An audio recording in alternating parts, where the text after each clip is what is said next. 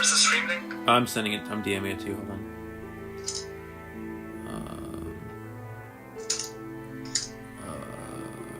Review here. Okay, I sent it to you. I'm gonna put it in my. I'll put it in my Discord as well, so more people. Yeah, everybody needs to fucking everyone.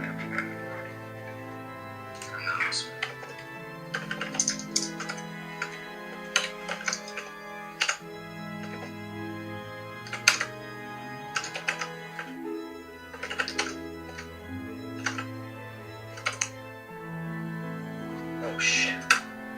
There we go.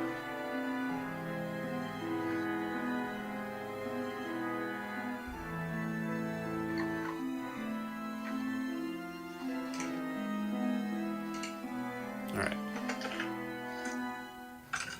Are we good to go? Yep. Ready. Okay, now let's start.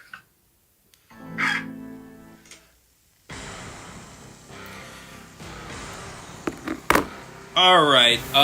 Welcome to the Synergy. Let me turn the light down a little bit. Welcome to the Synergy versus JST Scrim. For those of you who are now just joining and don't know what a Scrim is, it is a game between two teams.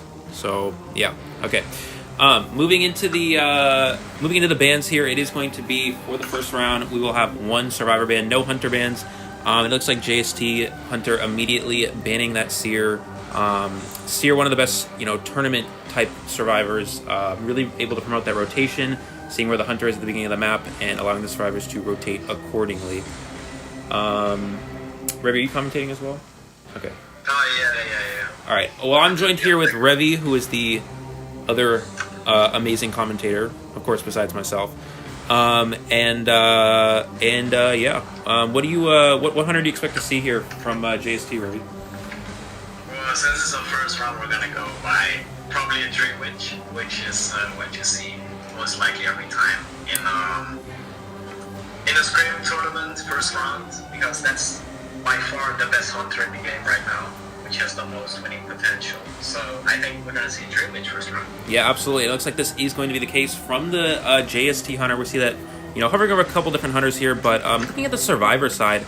I'm very interested to see what the survivors opt to go here. Most likely going to use those top 5 or 6, what we call meta characters. We do see that Mercenary immediately being selected, Mercenary being that best rescue character in the game, as well as a mechanic, really promoting that Cypher Rush, making it so you can essentially decode 2 Cypher machines at one time. Forward as well, great harassing character, great rescuer, and Gravekeeper, another good rescue character in general. So... I'm interested to see. We are going to see a heavy. The only issue with this Survivor team comp is heavy rescue. So if one of the survivors were to go down early, that Cypher Rush is going to be rather slow. But you do have again that mechanic option to help counteract that. So and it looks like that is the final character selection for the survivors here. I'm just waiting on the hunter, and we should be loading into the match shortly. And looks like that is the hunter is finally deciding on that Dream Witch as we suspected. This is Red Church. Keep in mind this is a very, very strong Dream Witch map. Red Church being one of the smaller maps in the game. And when you can control all those leeches, controlling basically the majority of the map, it makes it very hard on the survivors to actually decode and promote that Cypher Rush. I'll let you call out the spawn, Revi.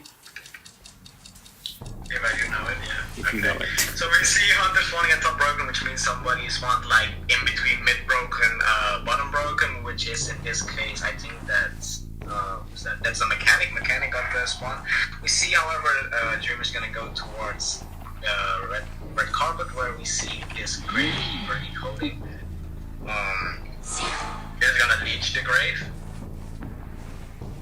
And yeah, we're gonna see that Gravekeeper transition. He sees the leech coming, knows that the main body is nearby. Gonna transition towards graveyard. This is one of the strongest kiting areas on the map. Expect him to use that shovel early on to you don't give a free hit. But oh, no shovel from the Gravekeeper, unfortunately. Giving a free hit to the Dream Witch. All you need now is a patroller to get the down. He's gonna use that shovel at this point. But typically, you would like to see a shovel used before taking that first hit. However, the Dream Witch will just transition away. If you patroller a Gravekeeper, they can just shovel off the patroller. And the Dream Witch acknowledges this and realizes this is not a target I really want to waste a whole lot of time of. So she's going to transition away, possibly looking for the mechanic here. Looks like rotating around Church, really trying to find that mechanic. Good rotation so far from the survivors, only able to find the forward. We're going to see her go ahead and leech the forward, get as many leeches on the board as possible. Good rotation from the forward, acknowledging that this spawn follower is coming in through that Church door and is going to transition away. Expect him to use some football as well, so he doesn't take a hit here. Oh no, just taking the hit there, unfortunately. And he brought the foot. It looks like the Dream Witch is now able to locate the mechanic. That is not ideal for the survivors here. We're going to see the Dream Witch try to mind game. We'll see what the mechanic can do to tie kite here, but does unfortunately take that hit. This is a very weak kiting area, wedding or red carpet being one of the the weakest kiting areas on the map. Good job from the Dream Witch, kind of trapping the mechanic in this area, cutting her off, preventing her from going to graveyard. And it's going to be very hard for the mechanic to actually be able to kite here. And he's going to go down there as the Dream Witch does walk right through that pallet. Good prediction from that Dream Witch. We're going to see him using that leech to pressure the Gravekeeper, forcing the second shovel out of the Gravekeeper there. Mechanic now on chair. 2 people injured. Gravekeeper, no tools left. This is already an incredible start for this Dream Witch. Even not able to find that mechanic for a while, but it didn't really matter. Getting those early hits on the survivors, really made the difference in this match so far. And it looks like she's going to try to pressure this middle area, preventing... I'm not sure what the Mercenary's doing here. Unfortunately, giving up a little bit of a free hit there, but we're going to see him transition in for a save. And it looks like forward actually the one making the save. You don't really want to give up that double hit. We do see the Mercenary kind of tail off. That is probably the smart play in this instance. Also, I apologize if there's any lag. Sometimes that happens, but we do see the forward again making that rescue. That is ideal. Again, you don't want your Mercenary to get double hit because once the Mercenary goes down, he takes a long time to heal, and that's a lot less time for the survivors to decode.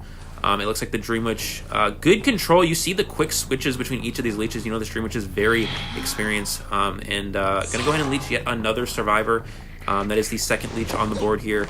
And you really see why Dream Witch is such a powerhouse on a small map like Red Church, able to control the majority of the map here, pressuring that middle cipher, camping the chair, and pressuring other survivors all at the same time.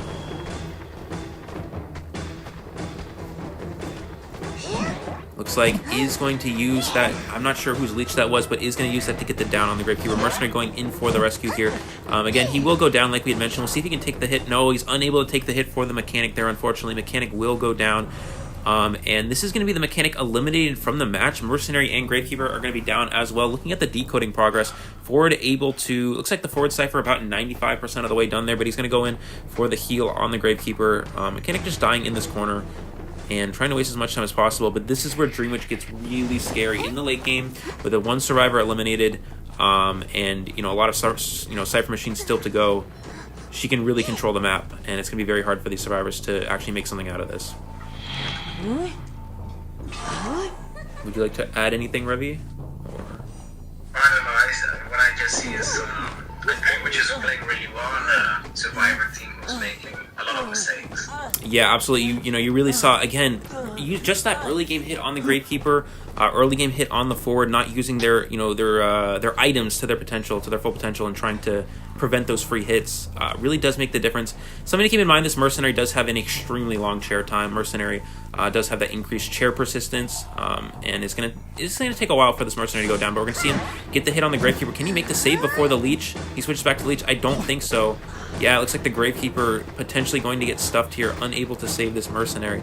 We'll see what the forward tries to go in for the save, but all the way across the map, I don't know if he can make it before the halfway mark. This is just a dominating position for the Dream Witch. We're going to see the Gravekeeper get knocked down as well. This is incredible. This is very good control from the Dream Witch. I expect the forward to come in for the rescue, possibly after half. It looks like that is the case here, but still 3 cipher machines remaining. Most likely they have one that's almost primed, but they still have to do 2 more, and I don't see how the survivors are able to pull out of this one, unfortunately.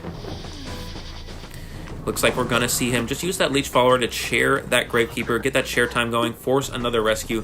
2 people injured. The only person that can actually save is that, that Mercenary, but he's dead on chair. So if you go in for that rescue, you take the hit as the Mercenary, he goes down. And an excellent... Oh, did he blink or did he remove... No, it looks like he didn't blink. I think he removed the leech there or something. I'm not entirely sure, but it looks like we're gonna. I'm not sure what the survivors plan to do here. There's not much you can really do in this position. Looking at the decoding progress again, forward Cypher only about 5% of the way done. Mercenary removing that leech, tries to get the blink, but good job from the oh my god, I can't talk. Above the Mercenary, avoiding that hit. It's really hard to predict blinks, especially from something like a Dream Witch, but swinging at that pallet, Mercenary, good patience to avoid each of these hits so far. Walking through that one as well, elbow padding away. This is a pretty good job from the Mercenary. You really would like to see this type of kiting in the early game, unfortunately, but it's always nice to see it at any point throughout a match. We're going to see that leech follower again pressuring the forward. You see the amount of control this Dream Witch has on each of these ciphers, and this is why Dream Witch is such a powerful hunter on a small map like Red Church. Looks like he's going to use that blink. Good prediction from the forward, footballing away to avoid that blink. That was an excellent job from the forward. Unfortunately, the Gravekeeper will go down. 2 people injured, 3 Cypher machines still remaining. This is going to be pretty much an impossible task, for the survivors to actually get one person out at this point. This will put a lot of pressure on the Synergy Hunter, unfortunately. But this is just the power of Dream Witch and the power of this JST Hunter. They're playing, pretty much to perfection at this point. And it's very hard to beat, when you're a survivor in this position. We're going to see the main body head over towards this forward, trying to tunnel him here, vaulting that pallet, or vaulting that window. Good blink, but a good dodge from the forward. Let's see if he can get the down. He's able to get the down on the forward, most likely just going to leave him slugged here, and going to look for that Mercenary. Again, this is a tournament-style gameplay, so you really want to try to get a one-person escape if possible. Unfortunately, the Dream Witch acknowledges this and is like, I'm not going to, chair this person. I'm going to go ahead and let them stay on the ground, which is absolutely what you need to do here, and try to find that Mercenary, try to secure that 4-person elimination. Now, the Mercenary's job here is far more difficult. If you're the Mercenary, you have to essentially stay hidden and not get crows all the way until this forward bleeds out, and then you can then reach that dungeon. We're going to see, this is a pretty good job from the bot. It just happened to be in this area, but it does give tinnitus. And it wastes a little bit of the Dream Witch's time. We'll see what the Mercenary opts to do. I think he's just opting to hit these ciphers back and forth here, avoiding getting crows. And this is a good job from the Mercenary. The Mercenary's actually played pretty well this match, avoiding quite a few hits. And unfortunately, I think is going to give tinnitus. Yeah, and the Dream Witch able to find the Mercenary here. They're going to pick up the forward. These survivors putting in maximum effort, not giving up anytime soon here. Let's see if he can elbow pad away to avoid this hit. Good job from the Mercenary, avoiding that hit from the spawn follower. Unfortunately, out of elbow pads at this point, though. And it's going to be very, very difficult, again, for this Dream Witch to, or for these survivors to get one person out. We're going to see him possibly threaten a blink. He doesn't actually have blink available, but this is a good job from the Dream Witch, shining the light through the wall there. Maybe trying to mind game the forward into thinking that blink is available. It looks like he's just going to go ahead and tunnel the forward, probably going to go ahead and slug him yet again, forward with an elbow pad available. And if you're the Mercenary here, you probably want to go search another chest, maybe look for a potentially strong item that can help you stay alive in the end game, when this forward gets knocked down yet again. Now, the only issue with chasing the forward here is the forward's already partially bled out, so if you down the forward, it's going to put the Dream Witch in a position where they're kind of rushed to find this Mercenary and knock them down before the forward bleeds out, and the Mercenary is able to reach that dungeon. We're going to see the spawn follower.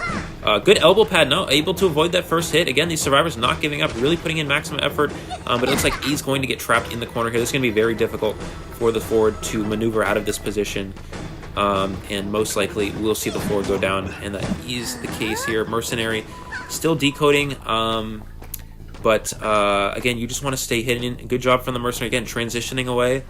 There's not really much to say here. This is just great gameplay from this Dream Witch. Incredible control, and the survivors just having a very hard time dealing with it.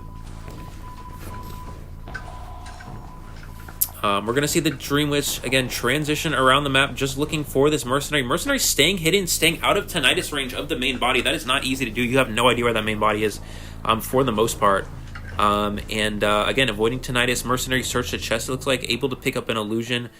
Could waste some time. The forward about close to halfway bled out, but the biggest issue here, if you're this Mercenary, is not getting crows, right? You need to be able to keep tapping these Cypher machines, keep avoiding, not what do you call it? Not interacting with things. You need to keep interacting with these cipher machines, so the Dream Witch will not be able to pick up on your crows.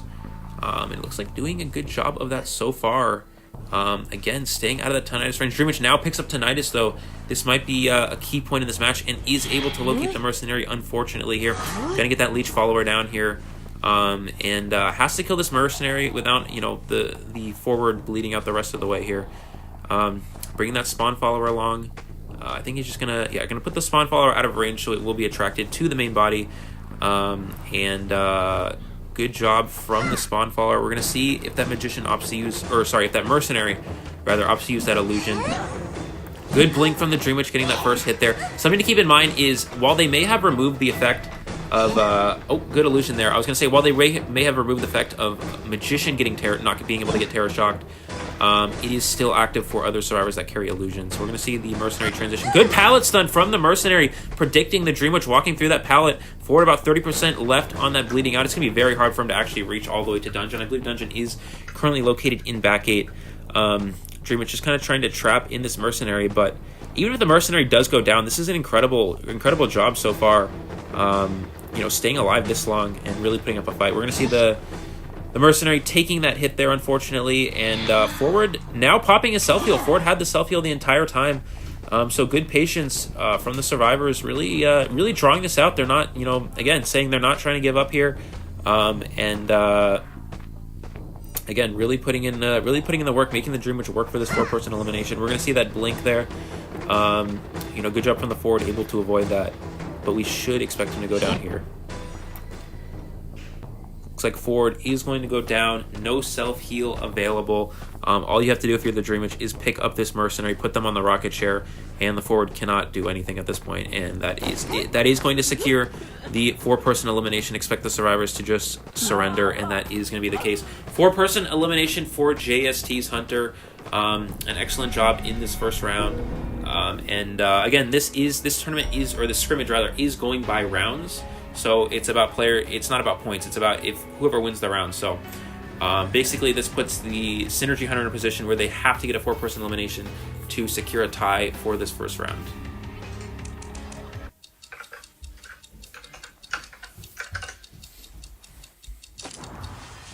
Dang, I need to get water. I'm talking a lot. Okay.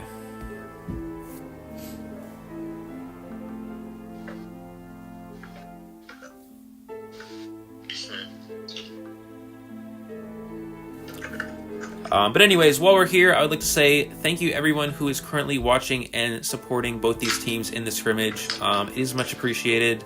And I'm not going to be reading chat a whole lot because, I am going to be commentating for most of these rounds. But why am I not playing? Because I wanted to commentate, because I really enjoy commentating and I wanted to get some commentating time in. Pop it for the win. Yeah.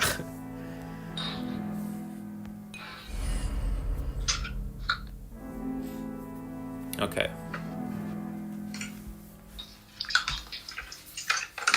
Absolutely, GG's to the Dream Witch. Dream Witch played very, very well that game.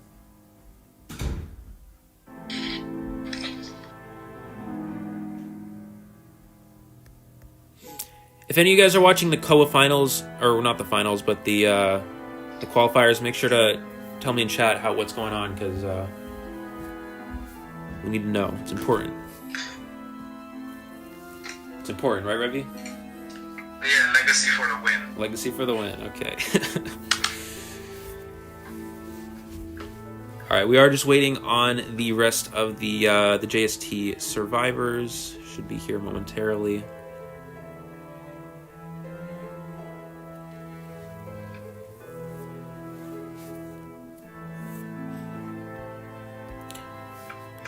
But anyways, yeah, moving into the next round. Again, just waiting on the JST survivors. But we are going to see Queen Manatee be the Hunter, who I believe... Let's just check this profile. Yeah, Queen Manatee is a top Mad Eyes player, so you see some Mad Eyes. It's going to be very hard to commentate Mad Eyes, because there's a lot going on, and I have no idea what's happening, because I don't play Mad Eyes. But again, this is a position where this Hunter does need a 4-person elimination. Again, Queen Manatee, very good Mad Eyes, I think currently #1, so... or around there at least. So we're gonna see we're going to see some really good Mad Eyes play. I'm excited to see this. Let me reload this real quick.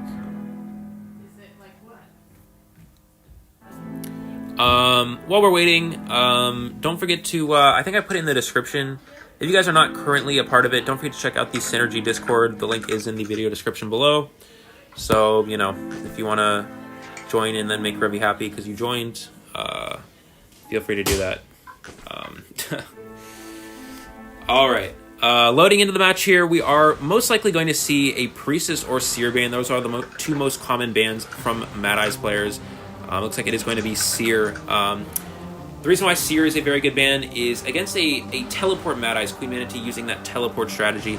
Essentially just trying to use those fences to trap survivors and down them through just fencing, and then they often teleport on the down survivor. But the problem with, you know, going Seer, or allowing Seer, is that Seer can just kind of stand there and farm owls while the Mad Eye sits on the console, and it forces them to actually go and chase the Seer. And there's not much they can really do because they don't really have a chase build. They have a harassing build, and that is very difficult. Priestess, another good ban. You know, Priestess can portal through those fences. Mad Eyes often likes to fence off the chairs, making it so the survivors are unable to actually perform a rescue. But if you have those portals as Priestess, you can just, you know, simply portal through the fence and make the rescue. But it looks like we are going to see that Seer ban immediately. One of the JST members selecting that Priestess, you know, in preparation for something like a Mad Eyes here. Queen Manatee currently hovering over Gamekeeper. I know that is their second hunter that they play, but I would expect to most likely just see Mad Eyes here. And from the Survivor side, we are going to see, again, you know, Mercenary, best rescuer in the game, immediately being selected there.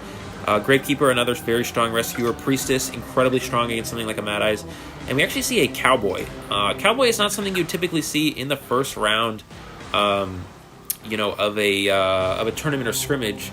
But it looks like possibly going to be utilized here.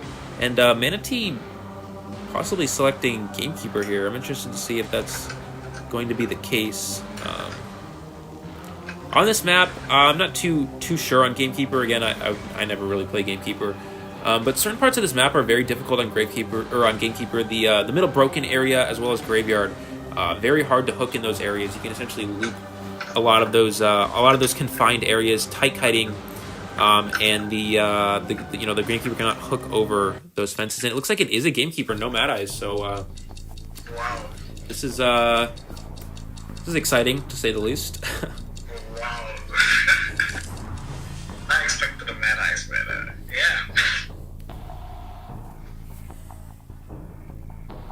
yeah. Loading into the match here, we do see that Gamekeeper spawn in front of Graveyard, which means someone does spawn near that back gate area.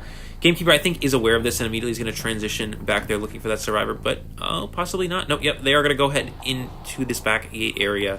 Locating the Gravekeeper, this is not an ideal target to chase. Gamekeeper, what the? Interesting, I'm not quite sure what happened there. It looks like the Gravekeeper camped the pallet, but wasn't able to throw it down. It was not a little bit of unlucky, unfortunate for the Gamekeeper, or the Gravekeeper rather. There, we're going to see the Gravekeeper, Gamekeeper, sound the same. We're going to see the Gamekeeper go ahead and surface this Gravekeeper here using that regular hit. Does have that hook available, and we'll see if they can get the. We're going to see possibly a quick down.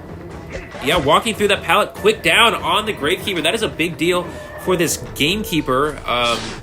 You know, getting just a quick down. I don't know if the Gravekeeper was lagging or what, but I saw a little bit of it there, unfortunately. But good job from the Gamekeeper, securing a quick kill on a rescue character. That is not ideal for the survivors. We'll see if they actually opt to transition in for a rescue. Looks like Mercenary probably going in for the save.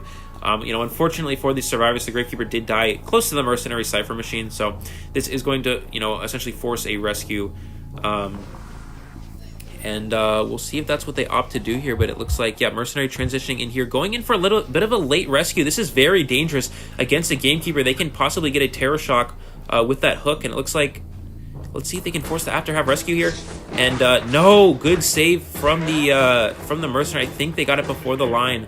The Gamekeeper a little bit distracted, I think, missing out on that, you know, the Mercenary coming for the rescue. Now, something to keep in mind is the Gamekeeper now is in a position, if you look at the presence bar, they are a quarter damage off from having full presence. So what they can do is they can hook the next survivor they find, and then they can immediately hook them a second time because they reach full presence, the cooldown is removed, and then they can get the down. So if they actually transition in for a rescue, if any of the survivors opt to do that, the gamekeeper could potentially stuff that save.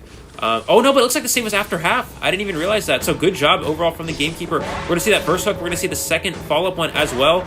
Gets the double hook and the immediate full damage on the mercenary there. Great job from this gamekeeper. We'll see if they actually opt to tunnel this mercenary, but looks like that is going to be the case. Going to tunnel the mercenary, put them on the rocket chair, and force a rescue. Just going to immediately get the down with the hook. This is incredible. I did not expect the gamekeeper to perform this well. Gamekeeper, one of the lower tier hunters in this game. But Queen Manatee really showing the power of him here. This is very exciting to see, and is able to get the mercenary into the basement. Gamekeeper has one of the best basement camps out of any hunter in this game. All they have to do is hook the survivor coming in for the rescue, stand on the top of the stairs, and then hit them as they fall down.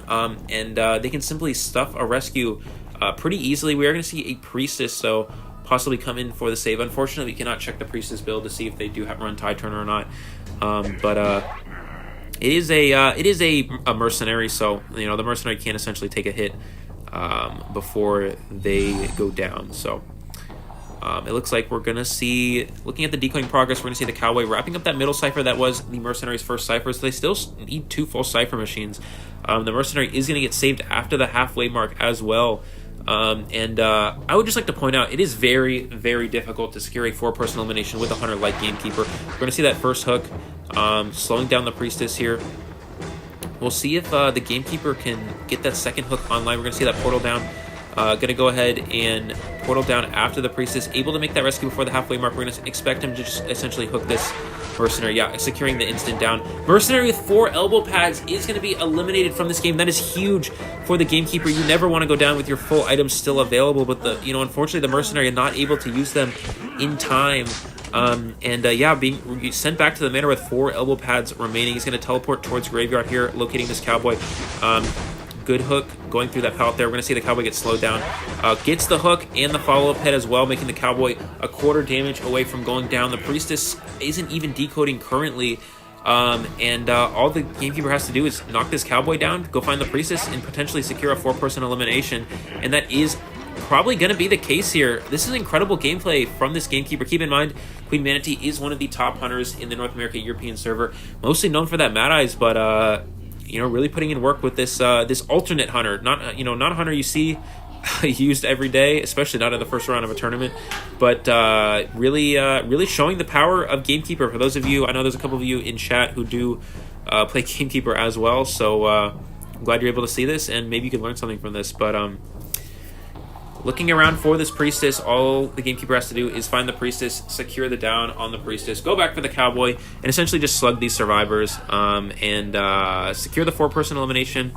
That will put a tie for the round if the Gamekeeper is able to do this, and they'll make it so it's a tie for the round. As simple as that. It looks like the priestess did pick up crows there. The Gamekeeper is able to locate the priestess now, heading towards this back gate area, acknowledges the priestess is in this area, is going to go ahead and probably just tunnel them. Does pick up that tinnitus as well. Priestess doing a good job of hiding so far back behind here, but I don't think it's going to be too much effect, unfortunately. The Gamekeeper should be able to locate this priestess momentarily, and throws down the pallet, see if he can get the hook through the pallet. Gets the hook through the pallet, and will get the down on the priestess there. The cowboy is able to get back up, but the Gamekeeper most likely will teleport. Yeah, it looks like teleporting towards graveyard. Knows that's where the cowboy was first knocked down.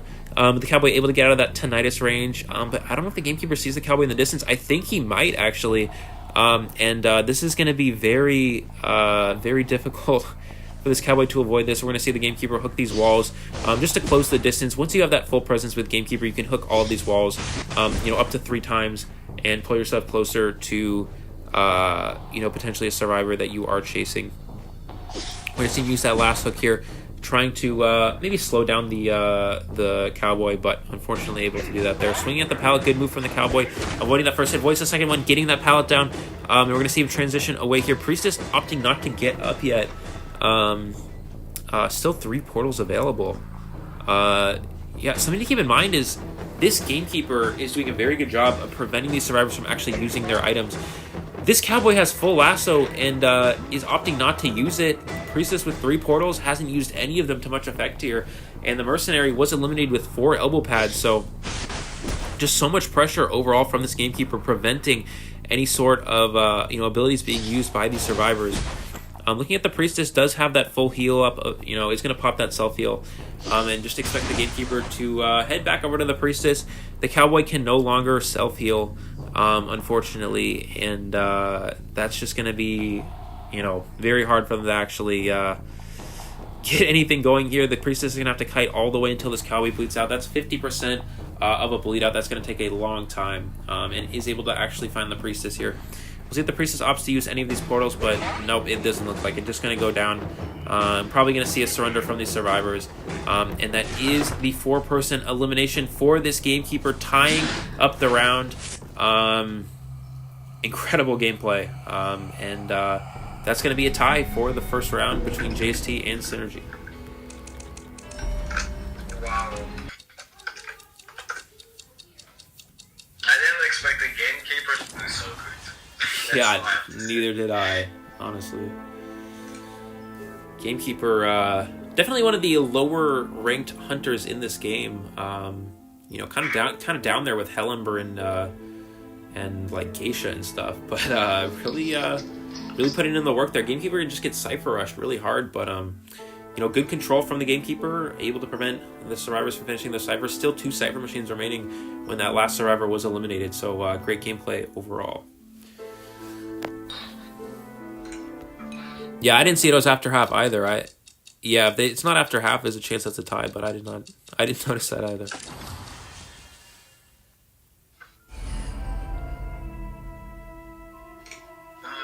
Let me see.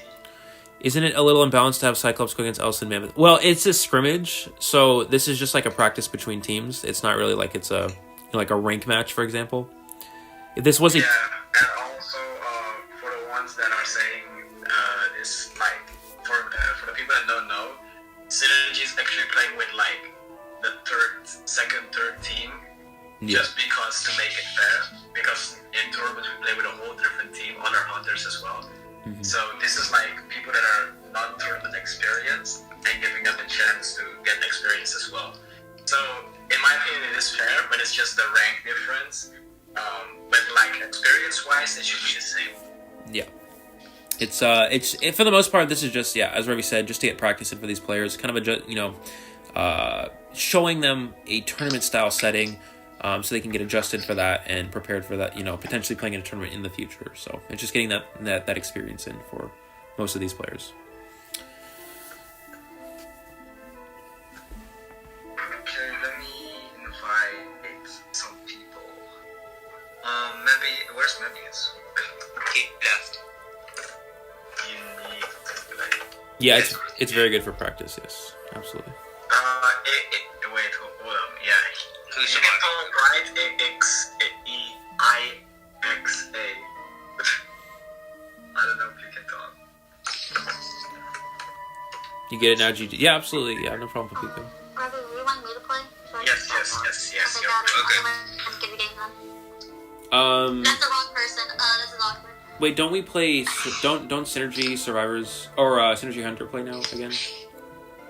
Isn't that how? I mean, it's what JST wants, because we're gonna play on arms, so they have like a decision to make. Okay. Because we pick the map, so they choose the order. So if they want to hunt first, then they can hunt first. Okay. It's the start of a new season. Survivors got tiered down. Yeah, that's another thing as well. I mean, I'm sure a lot of these survivors were higher rank. It just, everyone gets moved down because of rank reset. So that's another thing. Absolutely. Ravi, could you invite me again? I accidentally checked someone else's invite. Okay, I'm gonna go Nova, can you play too? Yeah. Okay, get online. Okay, I'm going to the Blackbook VC. Yeah, ga maar naar de andere voice chat. You two, June and the other one. I'm gonna quickly use the restroom. I'll be right back in like 2 minutes.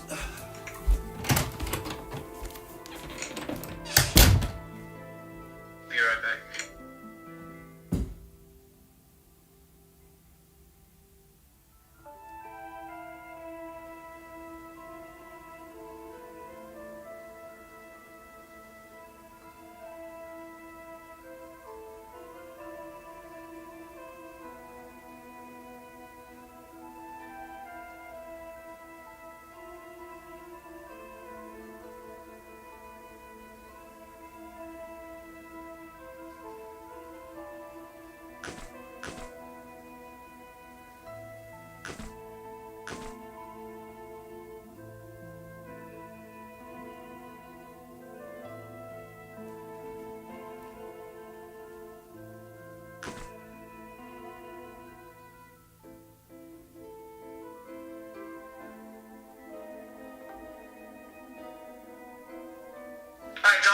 guys can hear me, but we're gonna go into the match right here. Gonna be honest, you're gonna see that tree which ran instantly because we saw what happened last round.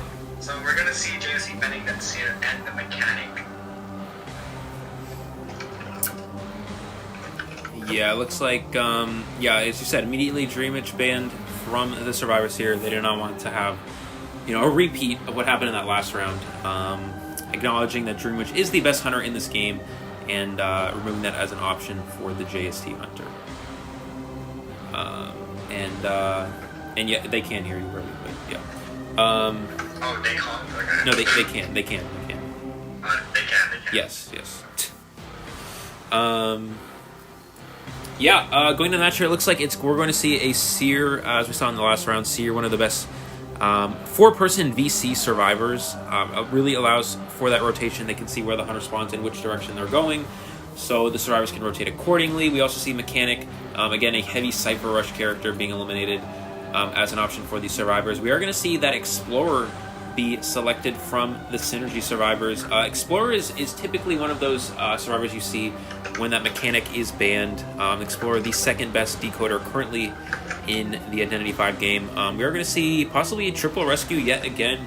The Cypher Rush is going to be fairly subpar for the most part, but you know, this hunter will be forced to possibly chase a rescue character because the Explorer hides so well. Keep in mind, when a Bloody Queen mirrors an Explorer, the Explorer's location is not revealed to the Bloody Queen if he's in small mode, so that is one of the very powerful things about Explorer.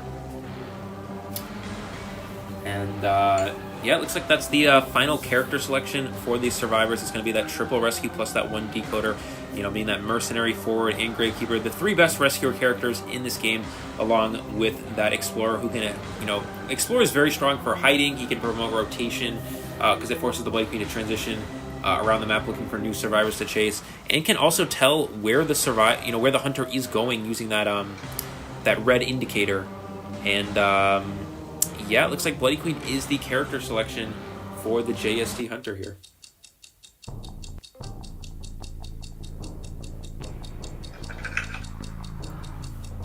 Moving into the match here, Revy, I'll let you go ahead and call out the spawn location if you want to. Yeah, hunter spawn nomads, so that means you got a double spawn around check and one at factory. So we see Ford and that, I think it's the Murdy too. Yeah, the Murd spawning there. Absolutely. We're going to see the Bloody Queen acknowledging that someone spawns behind the shack area, going over towards this Forward. We're going to see the Forward potentially... Oh, no football from the Forward, taking a hit immediately from that Bloody Queen. You really want to... Again, this is a lack of abusing those items. We're going to see the Forward now football away here, avoiding this hit. But now this possibly allows for the Bloody Queen to use Blink. But looking at the Bloody Queen straight, actually has excitement. So is in preparation of this Forward, potentially harassing in the late game. Looking at the decoding so far, Explorer already searching for a password page, Mercenary and Gravekeeper, 30% of the way done with their survivors. So we'll see what this Forward can do.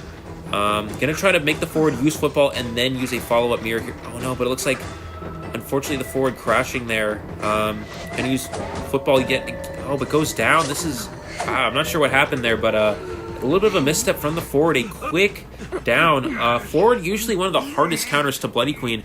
You essentially just have to kite, you know, in as much as you can. Force the mirror image. Once that mirror image is used, you can football away to avoid that mirror. But a quick down on the Forward from the Bloody Queen here. Realizes the Mercenary is probably coming in for the save from this area. Is going to go ahead and mirror on this Mercenary here. And trying to make the Mercenary save early. But a good job from the Merc, avoiding any sorts of hits here. And is going to go for a save right before the halfway mark. This is ideal. This is exactly what you want to see from a rescuer against a Bloody Queen. No mirror image available. Yeah, absolutely. Excellent rescue. Looks like Bloody Queen has the mirror image available. We'll see if the Forward opts use that football. Gonna use the football to transition away from that mirror image. I don't know if they got far enough, though. I think the Bloody Queen might still be able to get a hit here. No, avoiding that first hit. Gonna be forced to switch places. Good job from the Forward avoiding that. We're gonna see the pallet get thrown down here. Bloody Queen's gonna be forced to break it. He's gonna vault that window here and then transition maybe over towards 3 pallet. A pretty strong kiting area overall. Again, just saving that football, waiting for that mirror image to go up, and it's probably going to use that football to transition away. We're going to see the mirror image yet again.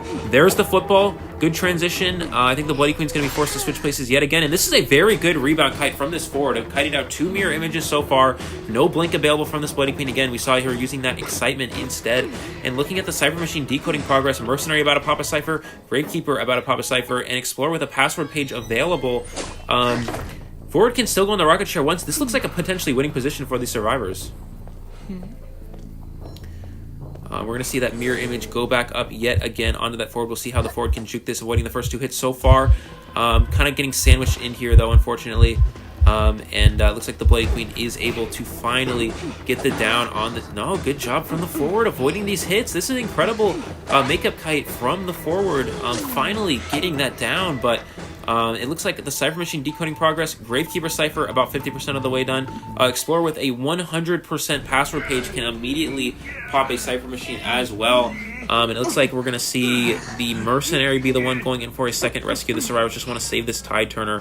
Going to go ahead and mirror that Explorer. We're going to see him possibly instantly pop. Oh, was unable to instantly pop the Cypher though. As the mirror image did get that first hit, I think the Cypher should be about 27% of the way done, because that's what's left on the Mercenary's Explorer's password page. Gravekeeper popping their Cypher, and Explorer should be able to return to that Cypher Machine and pop it. It looks like they were able to do so. The only thing you have to watch out for is the Bloody Queen may wait for this Mercenary to go down.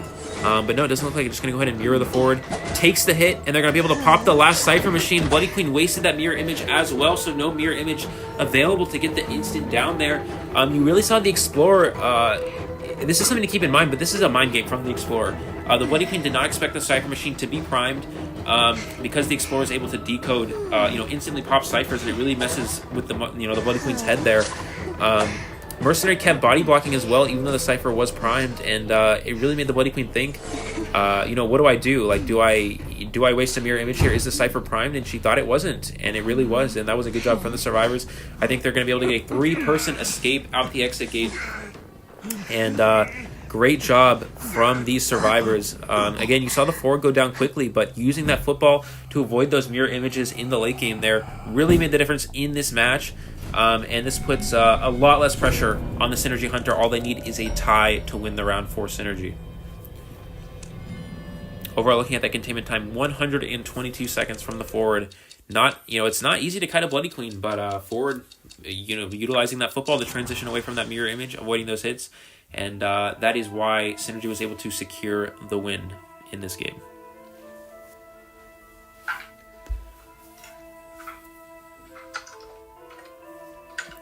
What messages do I have? Invitation, okay. Guild stuff, do that later. Alright. Hello. Welcome back. Yeah, amazing kite from that forward. Yeah, good job, June. Early down though. Got an early down the DQ, which was really good, but forward really just came back. Yep. Amazing rebound kite. Absolutely. Well done overall. Ooh, I'm playing Hunter. Okay, let's go. Good stuff. Let's look at Revy's profile, guys. 66% Hunter win rate. Interesting. Okay, invite me so I can commentate.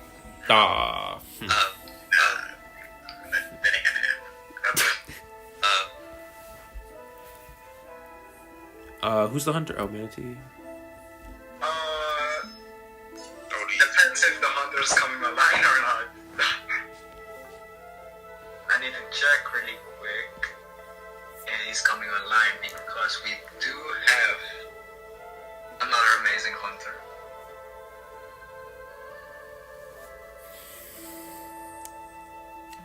Are just waiting for the Synergy Hunter. We'll see his name, they're gonna be like, uh-oh. I think their uh-oh is to me when I play Hunter, is what their uh-oh is. Yeah. Your feaster's so good. My feaster. Yeah, I know, right? Yeah. Feaster.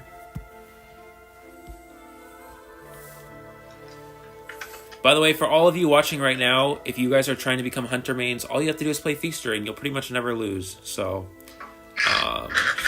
keep that in mind, and you'll be successful. Yeah. All right. Okay,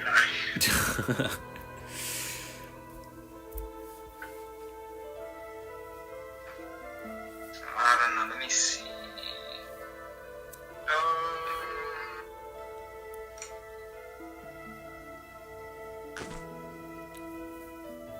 All right, again, just waiting for the Synergy Hunter. Should be here momentarily. Yeah.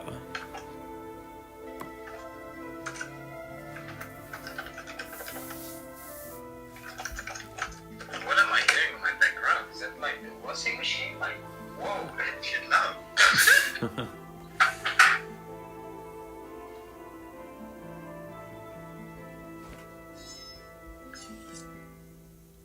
Yeah, I don't know if the hunter has a little Wi-Fi issues. Let me see.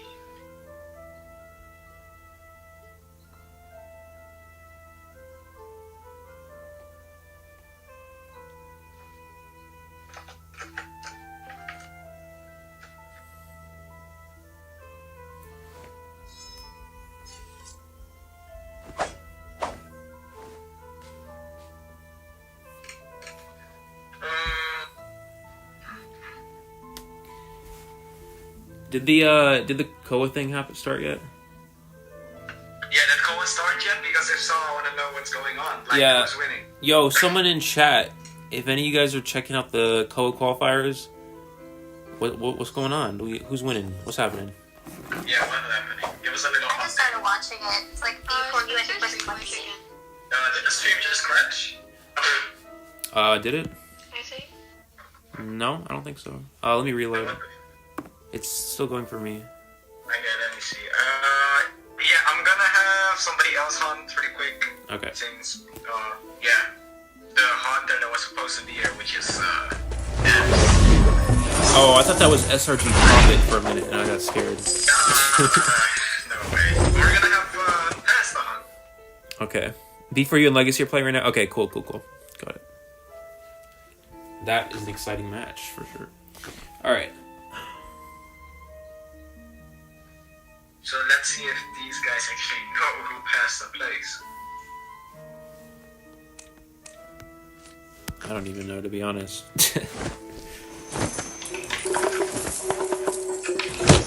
Alright. Loading into the match here. We are going to have one Hunter ban, and it looks like immediately... Do they play Dream Witch? I don't know. Oh. No, they do not play Dream Witch. Okay, well, I wouldn't know either, so I don't blame them. As some of you guys might know, we have 3 top Mad Ice players in this Synergy team. Testi's one of those. Here we go. So we're gonna be seeing some Mad Ice gameplay probably. At least that's what I'm expecting. Yeah, it is actually a mercenary ban though, so I don't think a lot of Mad Eye's ban mercenary, but maybe they I don't know. I don't play Mad Eye, so I wouldn't know. But we are gonna see the Dream Witch ban. The Survivor's just playing it safe. Again, Dream Witch is the best hunter in Identity 5, so eliminating that as an option. If you don't know what the hunter plays, it's always safe to just remove that Dream Witch. So that is what the Survivors did. So no, do not blame them there. That is, I would do exactly the same thing. It looks like from the Survivor side, we're going to see, with that Mercenary ban, we're going to see another Rescuer, that being the Gravekeeper. No Mechanic ban, so the Cypher Rush still is intact for the Survivors, and we are going to see, looks like Ella Bella from JST selecting Mechanic. Cowboy yet again, and it looks like Prisoner as the final character selection, so really trying to promote that Cypher Rush. Prisoner, not typically, a great decoding character. A lot of that decoding that they put in does get lost throughout that transmission. They can decode, another Cypher machine that's almost primed, that's across the map, which saves time from having to transition across the map to finish that Cypher. But overall, the Prisoner's decoding isn't too fast in comparison to something like Explorer or Mechanic. But they definitely do promote Cypher Rush in a very strong way, so it looks like we're going to see that double decoding option from the Survivors. That one Rescuer and that one Harasser, that being the Cowboy. And just waiting for the Hunter selection from the Synergy Hunter here. And it looks like, yeah, we're going to see the Mad Ice, just like you said, Revy. And something to keep in mind is actually Prisoner isn't a bad character against the Mad Eyes. Mad Eyes likes to typically fence off those Cypher machines, prevent the survivors from actually decoding them. But Prisoner can actually connect to a Cypher and then fence off the Cypher machine, from a different Cypher. So it makes it hard for the Mad Eyes to actually slow down them, the survivors from decoding a specific Cypher machine. Also, the Prisoner can shock the Mad Eyes out of using their console, which, can buy some time in certain points in the game, so you never know how this might come into play here. But I'm actually interested to see how this Mad Eyes plays, if they're a teleport-type Mad Eyes or a blink-type Mad Eyes that goes for chase early game or goes for trapping survivors and downing them through fences. I really have no clue. I already forgot. We see the water tank spawn, which means key spawn is in turbo pallet. That was what's that? Looks like a Prisoner, maybe? I think it was the Prisoner. Yeah, it was the Prisoner. And looking at the Mad Eyes build here, it is going to be a trump card and hunt build. So they are using Blink. This is a chase Mad Eyes. They are going to opt for chasing survivors in the early game, using that Blink to secure a down instead of trying to trap survivors and essentially, down them with the fences and then teleport them on, later in the match. But it looks like a good hit on the Gravekeeper. We're going to see him just keep using these fences, trying to block off the survivors. It is so hard to commentate on Mad Eyes. It's going so fast. Again, just constantly harassing these survivors. We'll see if he can get another fence on the Gravekeeper. No, good job from the Gravekeeper avoiding that hit. Trying to locate the mechanic, I believe, is the goal here for this Mad Eyes. They're going to try to locate the mechanic, possibly try to trap the mechanic, and then go chase them and use that Blink to secure the down. They do have Hunt. Looking at the build here, Hunt is a effect. After you chase the survivor for 8 seconds, your movement speed gets increased by 10%, I believe is what it is. So it makes it a lot easier to down survivors. And now, able to locate the mechanic, this is exactly what you want to see if you're the Mad Eyes here, and is now going to go ahead and chase this mechanic. We're going to see the mechanic drop that pallet. Mad Eyes instantly breaking that pallet with that fast pallet breaking scene. Mad Eyes absolutely shreds pallets. And we're going to see the first hit from the Mad Eyes here.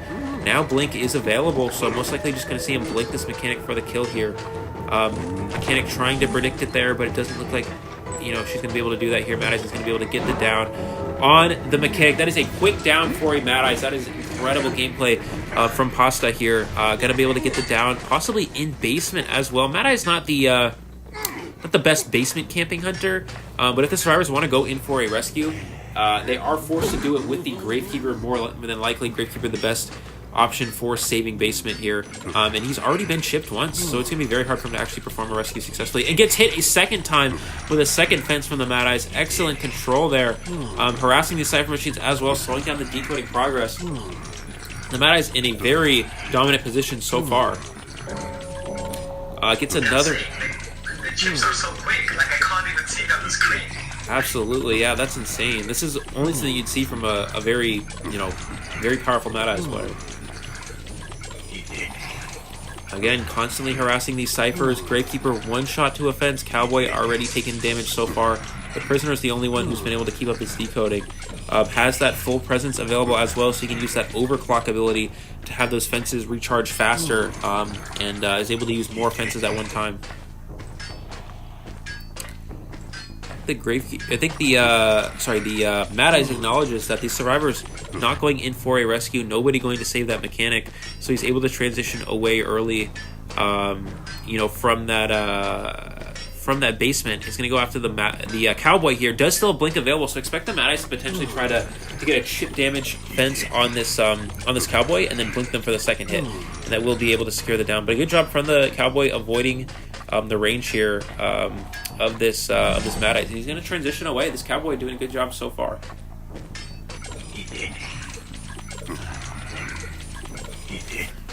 Going to see the Mad Eyes continue to use these fences, keep trying to locate these survivors. Nobody currently decoding. The survivors were opting to take a break to heal up. That is perfectly fine. And the Mad Eyes with trump cards, we may see him possibly try to trap a survivor and then teleport on them. He's going to go after the... Looks like this is the Cowboy yet again. I think he's able to trap him. Was he able to trap the Cowboy here? I think so. Yep, he is. Unable to get through the fence, you actually see him use that Blink to get over the fence. What happens if you vault the fence as the Mad Eyes, that fence area gets removed. So the cowboy, after taking the hit, could have transitioned away, but he blinks through the fence, making it so the cowboy has no option to actually get out of the fences there. He's able to secure an instant kill on the cowboy while trapping him in with those fences. Excellent control and excellent gameplay from that Mad Eyes.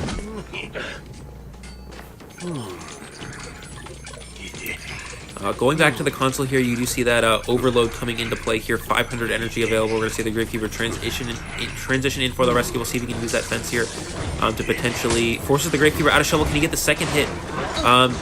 Yeah, gets the down. He gets the fence hit and the regular hit, securing the kill on the Gravekeeper, stuffing that rescue. That is a huge deal. And this is looking like an, absolutely a 4-person elimination for this Mad Eyes as long as they play this properly. We're going to see the Prisoner try to save, but I don't think it's going to matter here. Just farming that cowboy. Yeah, this is just a dominant position for this Mad Eyes.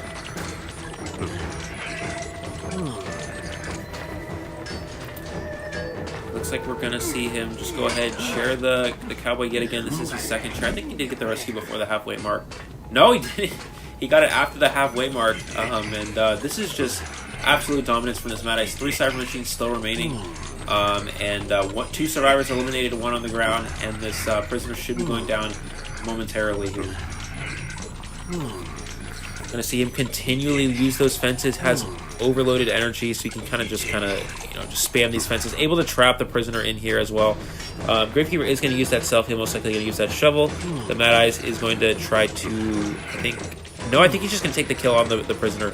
He acknowledges that the Prisoner is, he's just going to, leave the Prisoner trapped in here. Going back to that Prisoner, trying to get some chip damage. He has him completely immobilized, so there's nothing you can do if you're the Prisoner. And he can just take a lot of free damage here. You might as well just take that. And I think the Prisoner finally, still unable to escape. But I think he's blocked the fences in so far that there's no fences that can actually damage this Prisoner. Yeah, it doesn't look like it. So the Prisoner most likely, he is able to get the down using those fences. And all that's left here is to down this Gravekeeper yet again. And this will be the 4-person elimination. So this is going to put a lot of pressure again on the Hunter for... the JST Hunter was... They already played around. I'm clueless. I'm not paying attention. There already was a 3-person elimination from the JST... a 3-person escape from the Synergy survivors against the JST Hunter. So this is going to be the win for the Synergy in this round. And it's going to go to a final round. It forces JST into a situation where they have to win the last round. All Synergy has to do is tie the last round to win the Scrim here. And it looks like just going to go ahead and go after this Prisoner yet again. Prisoner already used the self-heal. I think Gravekeeper used the self-heal as well. So expect him just to blink this Gravekeeper for the down. Actually swaps to Excitement to avoid that shock. And he's just going to take the kill on the Gravekeeper, or on the Prisoner rather, and that is the 4-person elimination for Pasta, and a win of the second round for Synergy.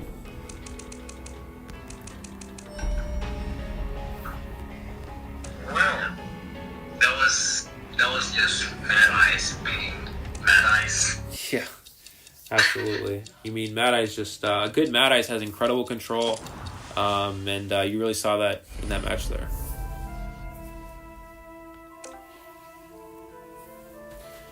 All right, for those of you in chat, any updates on Koa that you want to share? Anything going on? Before you got a 3-man. Who did? Before you got a 3-man elimination using Spins as his Dream Bridge. Ah, okay, nice. Against? Legacy. So Legacy got 1 escape. Yeah. Yeah. Yes, sir. Now I just need the 4, man. Good job. I only just need the 4. I just want anyone for before you to it personally. Oh. Okay, so I see the JST member in the void chest, correct? Can you unmute really quick? Hello. So see how the coin flips happens is the third round. You can either ban a map or choose the order. So we get to decide the map, but you can either ban one or choose, like, if you want to go hunt or survive first. Okay, I see. So we're gonna do a coin flip first. No. So we already did the coin flip, and you guys won.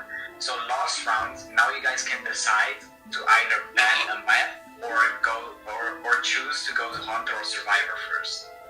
Okay, the hunter is gonna go first. So you choose the order, right? You're not gonna ban a map. Okay. Let me see. What map do I need? Trevor, do you want like all the survivors and you for this round? So, like, Yeah, we're good. I think it's gonna be. I think what we're gonna do is just Puppet, you, Nova, and me as survivors, and then I'll hunt last round, and then yeah, I need to check what map because I'm thinking between Hospital or Moonlight. Okay. I mean, Moonlight went pretty well yesterday, right? Yeah. Okay, we'll go with Moonlight then. Yeah, for the last round, let me invite you. And then let me invite the rest. Puppet. Okay, I'm gonna. Yeah. coming in, right? Yeah, let's go. Nova. Weet je wat goed als ik last round survivor ga? Okay. Okay, I'm gonna go into the VC, play VC. Okay. Yeah, we're gonna go into the last round. Yep. All right. So going into the last round here, Synergy is currently on top 1-2-0 or 2-1 if you want to count 1 point to each player for ties. But the first round did result in a tie. The second round did result in a win for Synergy. So Synergy is currently on top by 1 round win. So essentially, the JST team has to win this round, and that will tie it up. And if it results in a tie like that, it will go off of points. So how points work is if there's a 4-person elimination, the hunter gets 5 points. If there is a 3-person elimination, they get 3, the survivors get 1. If it's a tie, it's 2-2, etc. The survivors get 4-person escape, it's 5. You know, simple as that. So that will only come into effect if this last round results in a tie or in a win for JST. But all the Synergy survivors, Synergy team rather, has to do is secure a tie for this round or a win, and that will result in the win for Synergy. But JST still in this again. The JST Hunter, as you saw, played an incredible Dream Witch game. Very strong Bloody Queen as well. Forward was able to make a good, have a good makeup kite, which did make the difference in the match. But we're going to see exactly what JST opts to go to here. Possibly going with that Wu Chang. I'm really excited to see this. I love playing Wu Chang. I personally am a Feaster and Wu Chang player myself. So when any of those two characters gets used, it's very exciting, for me personally to watch. And it looks like from the JST Hunter, we're going to see Priestess, Mechanic, and that Seer Band. Priestess, very strong on a map like Moonlight River Park. Priestess just strong on large maps in general. You can create that global portal that can send survivors, halfway across an enormous map, and it's hard for the hunter to actually catch back up to them. Mechanic, again, promoting that Cypher Rush with that bot. It's very hard to deal with if you're a hunter, because Cyphers just pop left and right when you got a Mechanic on the team, essentially making it so you can have 2 people decoding, even though you're actually just 1 person, the Mechanic. It looks like Seer Ban as well. Again, as we've always said in the last round, Seer promotes that rotation, does have that Owl to make the opening kite have to take 3 hits before going down. That is going to be the bans. Looking at the Hunter bans from the survivors, we're going to see Dream Witch and Bloody Queen. We saw the JST Hunter use Dream Witch and Bloody Queen very, very to full effect in the first 2 rounds. That Dream Witch, very powerful from the JST Hunter. Bloody Queen, very good mirrors as well. The Synergy survivors is essentially saying, I don't want to have to deal with that, so we're going to go ahead and ban those 2 hunters because we do have that as an option. And looking at the character selections for the Synergy survivors, we're going to see that Mercenary immediately getting selected. Again, Mercenary, the best rescuer in the game. No Mercenary ban from the Wu Chang, which is interesting. We actually see them banning Priestess over Mercenary, which is curious. A lot of top Wu Changs tend to ban Mercenary or Seer, so when you have an option to ban both, only banning one, it's a little interesting. But again, Priestess can be a powerhouse on a map like Moonlight River Park, so the Wu Chang doesn't want to have to deal with that. We do see the Explorer being utilized from the survivors here, as something to keep in mind is Mechanic is banned, so the second best decoder is always a good option, that being the Explorer. Embalmer, good on a map like Moonlit River Park. You can embalm a survivor and coffin them from across the map, or coffin them to another side of a map. And you also see Forward, another very good rescue and harassing character. We are going to see that spawn, that broken carousel spawn from the Wu Ching. So someone does spawn in tent, someone spawns working carousel, 2-story, and I believe over near first stop. So we're going to see the Wu Ching most likely teleport over towards... No, he's going to run into the Forward here, it looks like. And we'll see if he actually opts to tunnel this Forward. And it doesn't look like... No, it does. Yeah, it looks like he's going to chase the Forward. We're going to see the Forward transition up to this window. We'll see if he can get the vault off before the Wu Ching gets this charge attack. It's going to be... No, it doesn't look like it. He's just going to throw the umbrella down. Teleport down. Forward should football over towards his pallet. Good job from the Forward. Avoiding that first hit. Footballing over here. Walking through this pallet. Wu Ching having good patience. Forward's going to throw this down. Forcing the Wu Ching to break it. But... Wu Ching chasing a Forward is not ideal. This is already a very strong start from this from these survivors. We see the Wu Ching kind of scared of pallets. This is something to be expected from something, you know, maybe like a Wu Ching. It depends on your playstyle. We're gonna see him teleport here. Locating, I think this is the Embalmer. Yep, able to find the Embalmer here. Gonna swing at the pallet. Gets the pallet stun from the Embalmer here. Good job getting that first hit. Looking at the Embalmer's build, I don't know if they have slow. Yeah, they have a build where the pallet stun has more effect and lasts longer. We're gonna most likely see the Embalmer take a hit from this charge attack. The Wu Ching able to abuse this in this area here.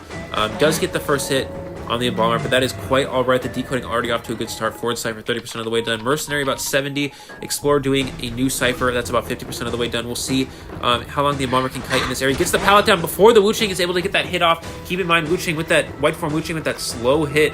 Embalmer acknowledging this. He's going to throw this umbrella over here. I think the umbrella might have been thrown in the pallet. And I think he's kind of trapped here, so we should expect him to go down. Yeah, unfortunately, the Embalmer vaulting into the Hunter there. I'm interested to see if they opt to use the Coffin. No teleport trait available, but they do have that umbrella available. And it looks like the Wu Ching... Oh, he's going to teleport over towards this area. I think, yeah, the Embalmer did opt to use the Coffin. I'm not quite sure why. I think if you're the Embalmer, you typically want to wait until you get put on the rocket chair first, because that wastes more time. But the Embalmer opting to use it right away. They're going to transition over towards this other window. We'll see if they can get the vault off. They're going to vault to take that broken window speed boost and transition over towards these two pallets. The decoding off to a very good start for these survivors.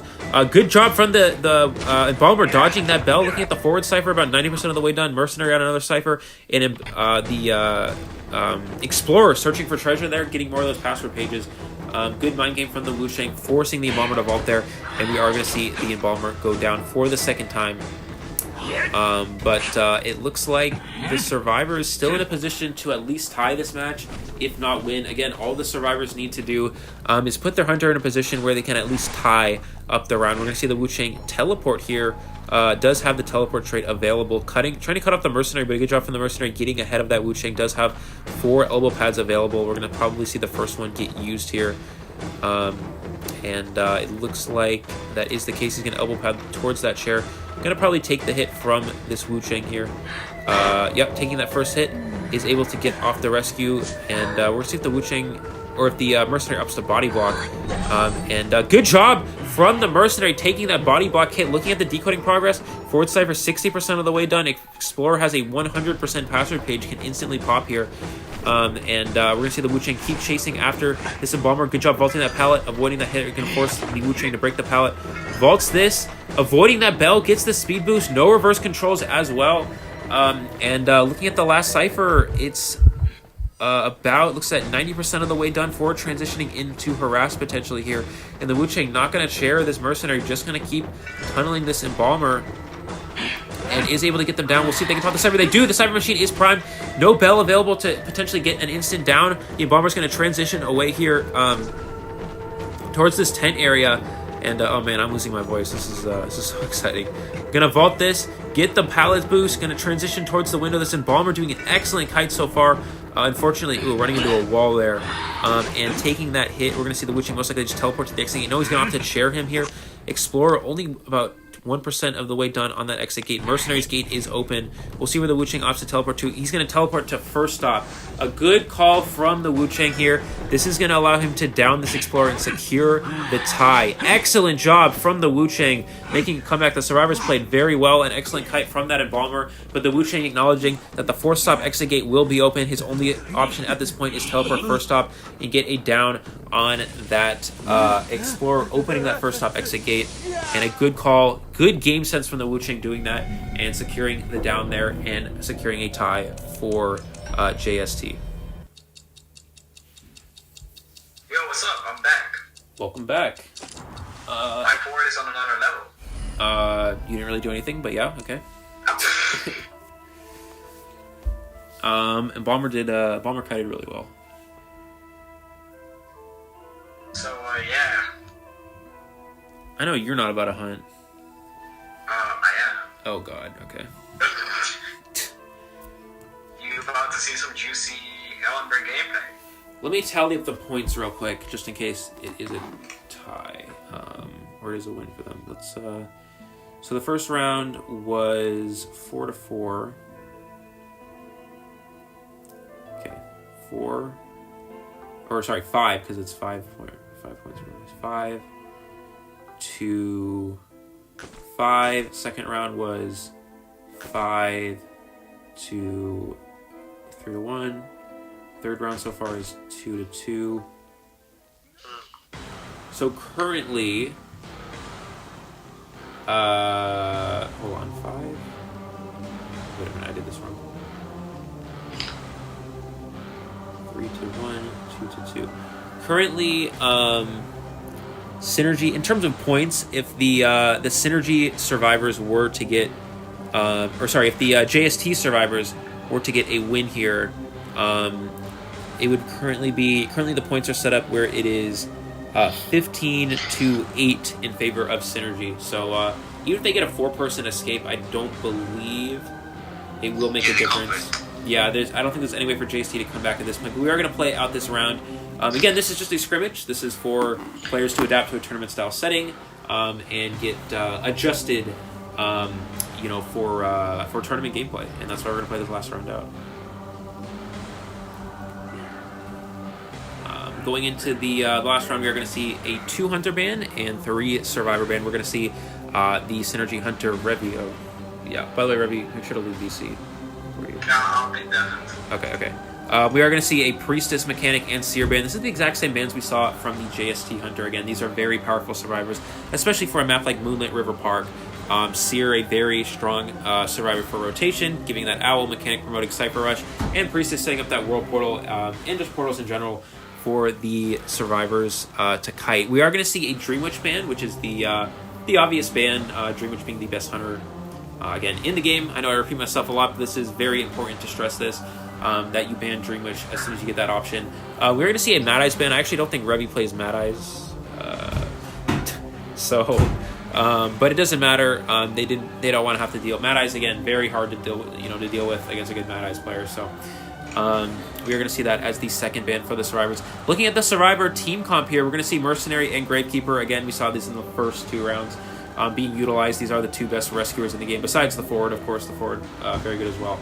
But instead of forward, they opt for a different harasser, using that Cowboy yet again, as we saw in the last 2 rounds. In the last character, it looks like it's going to be Enchantress.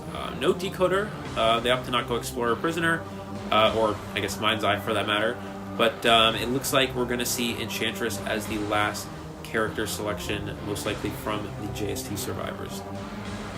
Mad Eyes moment. Yeah. So looks like from the Hunter, possibly gonna be a Ripper, which is excited to see that. Haven't seen any Ripper yet today. Yeah, this is the last round. Synergy is currently on top 15-8, so even if the JST survivors are able to get a 4-person escape, which would be incredible to watch, unfortunately they are unable to come back. But again, we are playing this last round for the survivors to get practice for a tournament style setting. So I know I'm repeating myself a lot, guys, but people have been on and off and joining and not joining or whatever, you know what I'm talking about. So I want to make sure everybody knows what's going on. But yeah, Synergy on top on points 15-8, and a 4-person escape would only give them 5 points. So But yeah, moving into the round here, it looks like we're going to see Gravekeeper, Mercenary, Cowboy, and Enchantress, and Ripper from the Hunter here. And just waiting to load into the match here.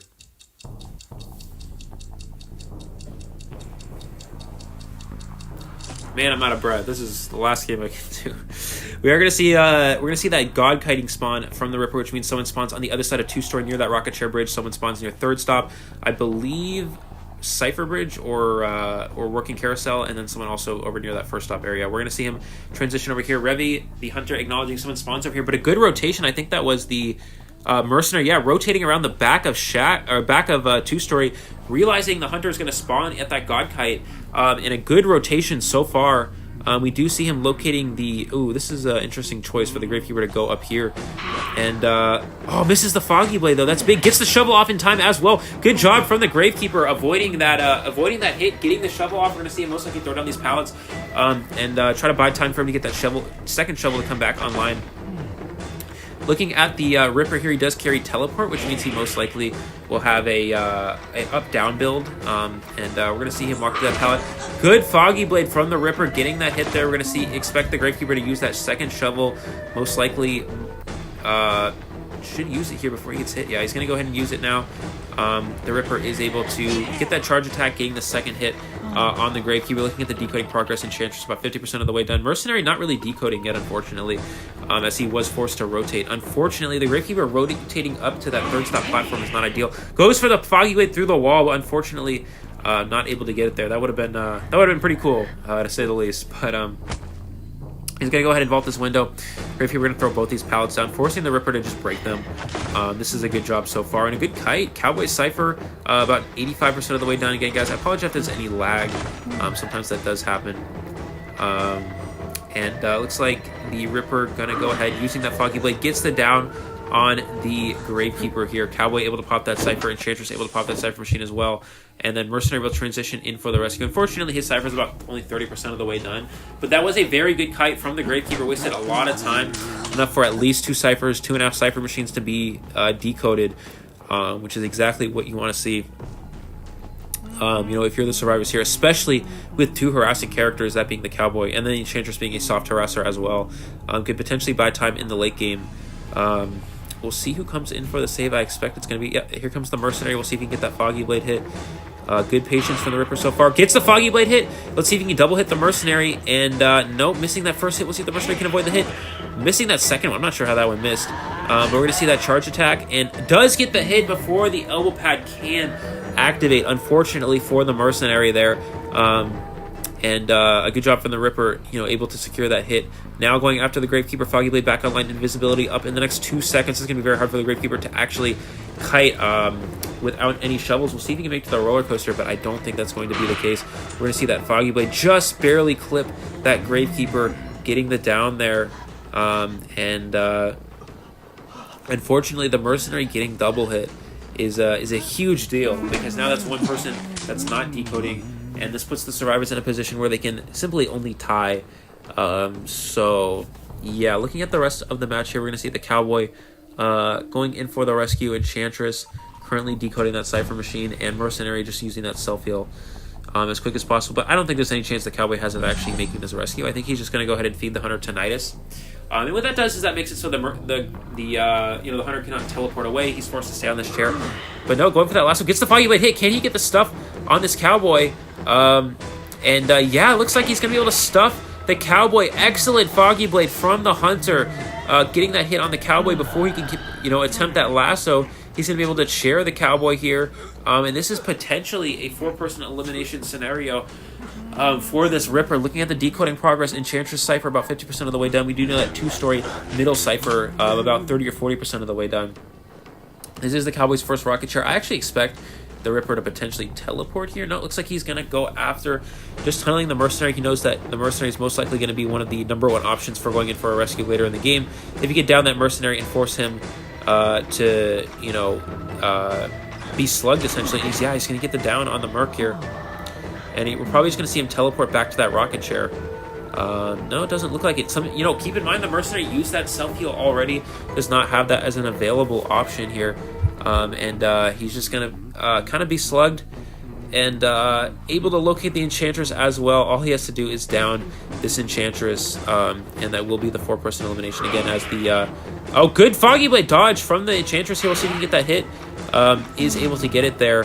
She's going to throw both these pallets down, forces the Ripper to at least break one of these pallets. This will remove his invisibility, which makes it a little bit easier to kite. But the Ripper does acknowledge, again, that this Mercenary can no longer self-heal. And all he needs to do is down this Enchantress, and this will secure the 4-person elimination. It looks like he's gonna wait out that stack, and then wait out that second stack, and now just use that Foggy Blade to get the down here. Good Foggy Blade through that alleyway. There's not much you can do as a survivor to dodge that, and we're just gonna see him share this Enchantress. And once that is the case, or once that happens, the Mercenary will most likely just surrender, as he can no longer use that self-heal, as he has already used it. Looks like the Mercenary... oh, I think he might try to crawl to the dungeon. Looking at the Mercenary's build, no sticker, which is very interesting. Opting to use that Doctor build, which, you know, makes it so he gets healed quicker. I personally, as a Mercenary, carry sticker, but that's just me. And I think Revy knows that where the dungeon is. Yeah, he knows where the dungeon is. Mercenary acknowledges he's not going to be able to make it before the Enchantress dies on that rocket chair. The survivors will surrender, and that will be a 4-person elimination for the Synergy Hunter, and a win of the round for Synergy, making the final points in total. I believe that is 20-8 in favor of Synergy, and 2 round wins for Synergy as well. Yeah, that is going to be the win of the Scrim for Synergy. I believe with a final score of 20-8 and 2 round wins for Synergy. And yeah, that's it, right, Revy? We're done. Yep, that was it. That's Best it. of 3. So. Yeah. All right. Well, that's gonna wrap it up for the Scrim, guys. Thank you guys for watching. I will now go watch the COA qualifiers, as you guys should as well. You can probably learn something from that. Hopefully, you guys enjoyed. Hopefully, you learned something from this as well. Again, don't forget to check out the Synergy Discord. The link is in the video description below. You know, if you enjoyed the stream, don't forget to leave a like